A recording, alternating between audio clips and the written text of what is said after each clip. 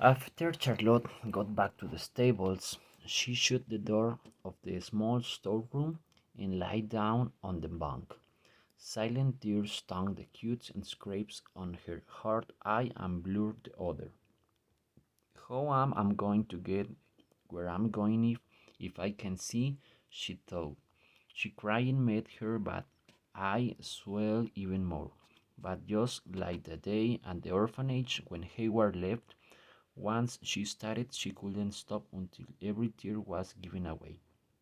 With the eye patch, Charlotte looked a little like a pirate, and folks around the library started calling her One-Eyed Charlie.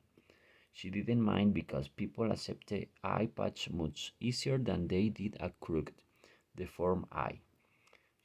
What she did mind was what she did mind was not being able to drive. As much as she tried to be grateful for the job, her heart wasn't in it. She itched to get out and ride the countryside.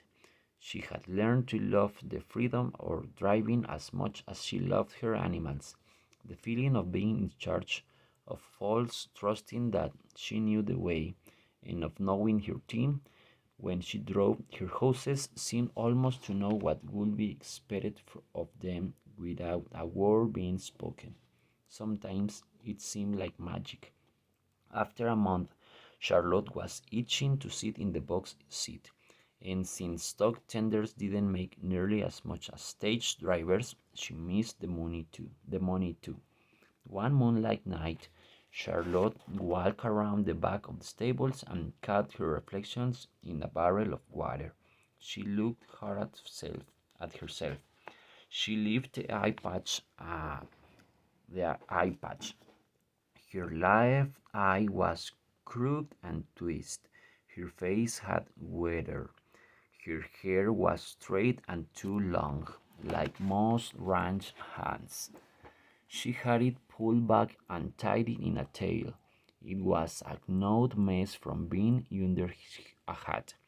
She smoothed her cheeks with her hands, hardly recognizing herself.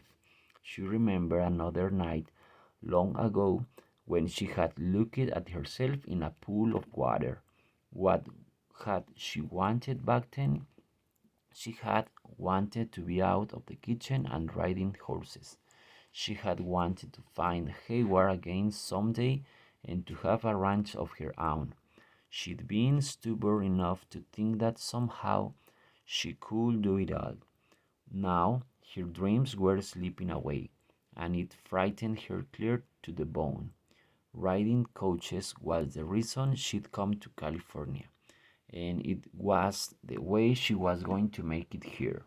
She took out her kerchief and dipped the corner in the water and wiped her face. What had Bern told her? That she had to do what her heart tell her. The only way to get my ranch is to keep riding and driving horses, she whispered to herself. And that's what I aim to do. The next afternoon, while Frank and James went into town for their daily bank run, she took a six-horse team out of her own. She had to see if she could still drive. The straight parts weren't bad. The horses knew the road. Charlotte held the reins and gave the tugs.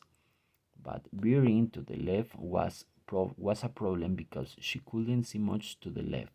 She ran the coach off the road and up an embankment.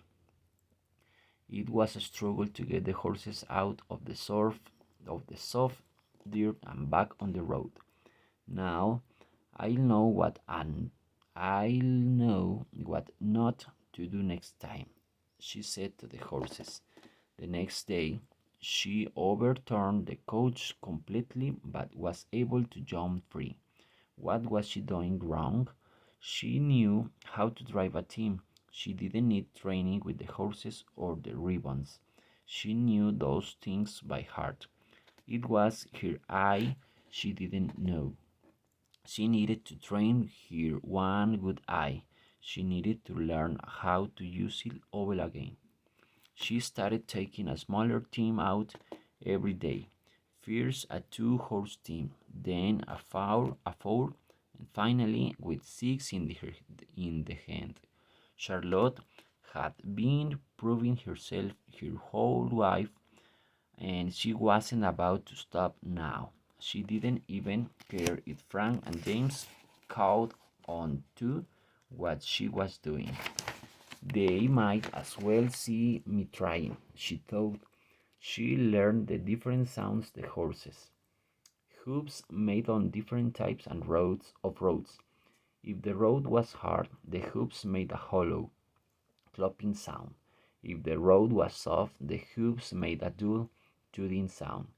She relied on her one good eye to take over for the other. She trusted her sense, and the sixth sense she had for handling horses. Charlotte drove back and forth over her road and memorized every rock and tree. She set a goal for herself. If she made 10 clean round-trip runs, she'd know she was as good as the next driver.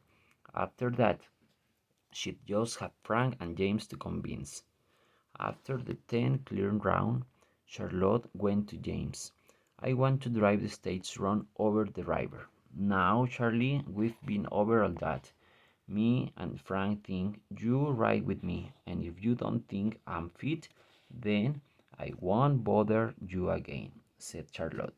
What will the passengers say about your eye patch? Said James. Just tell them it's to frighten off bandits. They won't know any different. I don't know. Charlotte defended herself. You know my reputation. I travel all this way, riding coaches in the whole reason I came to California. And I came because you asked me to come. You know I've been practicing. Go by my past driving, that's all I'm asking. And I wouldn't be asking if I didn't know I could drive.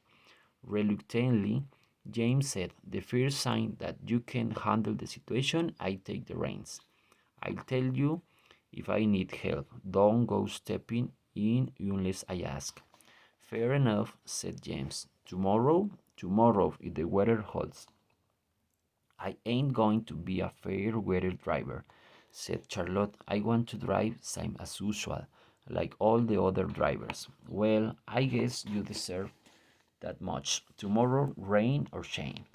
It was one of those storms where the rain came down in wash tubs, but the stage was scheduled to go. The coach was chock full of passengers, baggage, and mail pouches that had to get through. Charlotte was so clear through by the time the baggage was secure. James rode shotgun next to her. The wind wouldn't let up, and the rain came flying in every which directions. James seemed nervous. Charlie, I can't even see the road, he yelled. Then it is a good thing I'm driving, 'cause I can smell it, and I can hear it, yelled Charlotte. James sat back as the coach headed into the storm. The mud was so thick it reached the hips, but Charlotte still found the route. When they reached the river, it had swelled almost to the bridge supports. Charlotte stopped the stage on the north bank. Stay inside, she told the passengers. I'll be checking the bridge. Charlotte took off the gloves and carefully walked across the swaying timbers to see if the bridge was worthy. She stomped a few times and listened to the moans of the wood. She felt the swollen planks and pulled on the ward ropes until she was satisfied. She walked back to the stage and told the passengers to get out. Ain't no reason to risk your lives, said Charlotte. James, I'm going to walk you and these fine people over to the other side to wait for me there. But the portly gentleman refused to budge. I'll take my chances inside the coach, he said. No, no on my coach, said Charlotte. I'm familiar with adventure, young man, he argued.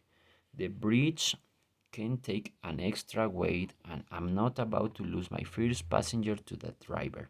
Now step out and I'll help you to step out. Now step out or I'll help you to step out. Still grumbling, the man reluctantly climbed down. In the blinding rain, Charlotte escorted the group, a few at a time, across the bridge. When they were safely settled on the other side, she walked back for the stage. She got back in the box. Thunder growled nearby. She knew that was coming next. She held tight to the ribbons and waited for the lightning. It hit within a mile, but she kept the horses reined, trusting her instincts. She inched the horses and staged across the bridge. The timbers groaned as the iron capped wheels